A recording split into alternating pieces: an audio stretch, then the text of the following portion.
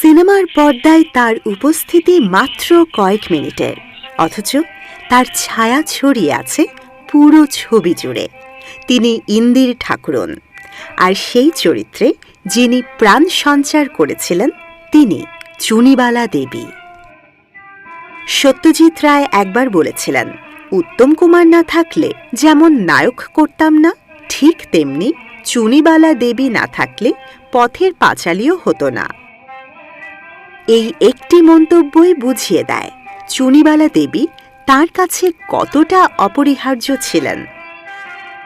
চুনিবালা দেবী ছিলেন আন্তর্জাতিক খ্যাতিসম্পন্না ভারতীয় অভিনেত্রী, যিনি আন্তর্জাতিক সম্মানে ভূষিতা হয়েছিলেন।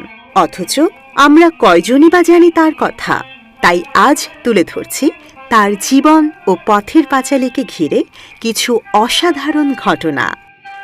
পথের পাঁচালী নির্মাণের প্রস্তুতি তখন প্রায় শেষ। হরিহর, সর্বজয়া, অপু, দুর্গা প্রায় সব চরিত্রের শিল্পী নির্বাচিত, কিন্তু একটি চরিত্র যেন কিছুতেই মিলছে না, ইন্দির ঠাকুরন। সত্যজিৎ রায় জানতেন এই চরিত্রের জন্য ঠিক মানুষটিকে না পেলে ছবির প্রাণটাই হারিয়ে যাবে। অবশেষে খবর এলো, পাইকপাড়ার এক বস্তিতে থাকেন প্রায় ৮০ বছরের এক বৃদ্ধা, নাম চুনিবালা দেবী। এক সকালে সত্যজিৎ রায় নিজেই পৌঁছে গেলেন তার ছোট্ট বাড়িতে। বহু বছর আগে চুনিবালা মাত্র একটি ছোট চরিত্রে অভিনয় করেছিলেন, তারপর যেন সবাই তাকে ভুলেই গিয়েছিল। সত্যজিৎ পরে লিখেছেন, বৃদ্ধার তোবড়ানো গাল, ঝুলে পড়া চামড়া, মুখের প্রতিটি রেখা যেন তার কল্পনার ইন্দির ঠাকুরনকে জীবন্ত করে তুলেছিল। আলাপের এক পর্যায়ে তিনি জিজ্ঞেস করলেন, পথের পাঁচালী পড়েছেন? চুনিবালা দেবী হেসে বললেন, হ্যাঁ বাবা, পড়েছি। ইন্দির ঠাকুরনের চরিত্রে অভিনয় করতে পারবেন? ফোকলা দাঁতের হাসি হেসে তার উত্তর, তা তোমরা একটু শিখিয়ে পড়িয়ে নিলে পারব বই কি বাবা। সত্যজিৎ বললেন, একটা ছড়া শুনি তো। চুনিবালা দেবী অনর্গল পুরো ঘুমপাড়ানি মাসি পেশি ছড়াটি শুনিয়ে দিলেন। পরে সত্যজিৎ রায় লিখেছিলেন, তিনি নিজে ৪ লাইনের বেশি বলতে পারতেন না, অথচ ৮০ পেরোনো এই বৃদ্ধা একটানা পুরো ছড়াটি বলে গেলেন। তার স্মৃতিশক্তি দেখে তিনি বিস্মিত হয়ে যান। সেই মুহূর্তেই তিনি বুঝেছিলেন ইন্দির ঠাকুরনকে তিনি খুঁজে পেয়েছেন। তবে আরেকটি দুশ্চিন্তা ছিল, প্রতিদিন কলকাতা থেকে শুটিং লোকেশনে যাওয়া আসার কষ্ট এই বয়সে তিনি সহ্য করতে পারবেন তো? চুনিবালা দেবীর উত্তর ছিল, খুব পারব। তোমরা এত কষ্ট করে কাজ করছো, এটুকু কষ্ট আমি ঠিক করতে পারবো। পারিশ্রমিকের কথা উঠলে তাকে জিজ্ঞেস করা হয়েছিল, প্রতিদিন কত টাকা নেবেন? চুনিবালা দেবী বলেছিলেন, দিনে ১০ টাকা দিলেই হবে।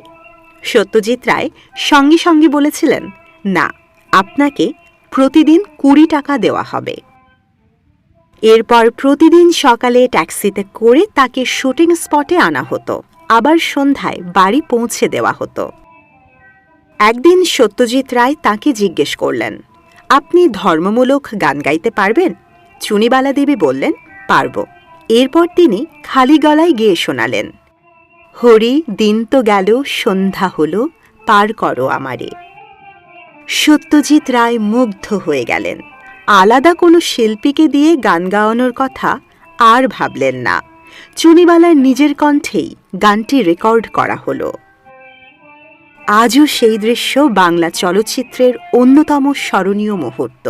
১৯৫২ সালে শুরু হওয়া পথের পাঁচালীর শুটিং শেষ হতে সময় লেগেছিল প্রায় ৩ বছর।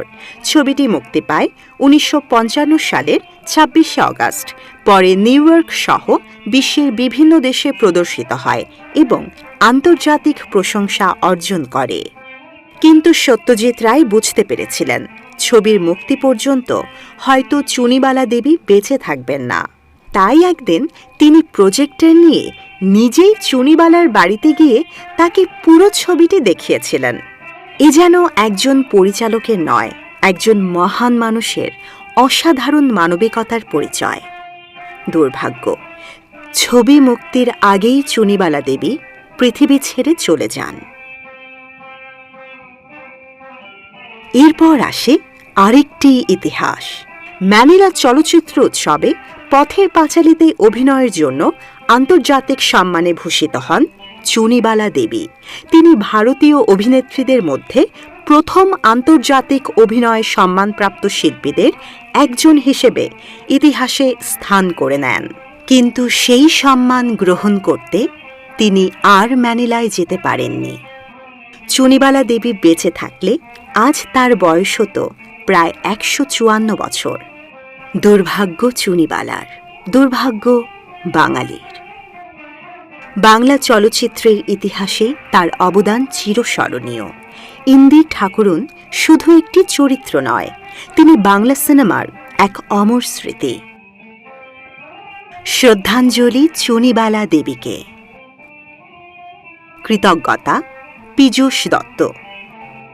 লেখাটি সংগৃহীত হয়েছে বাংলাদেশের দুষ্প্রাপ্য ছবি সমগ্র ফেসবুক পেজ থেকে।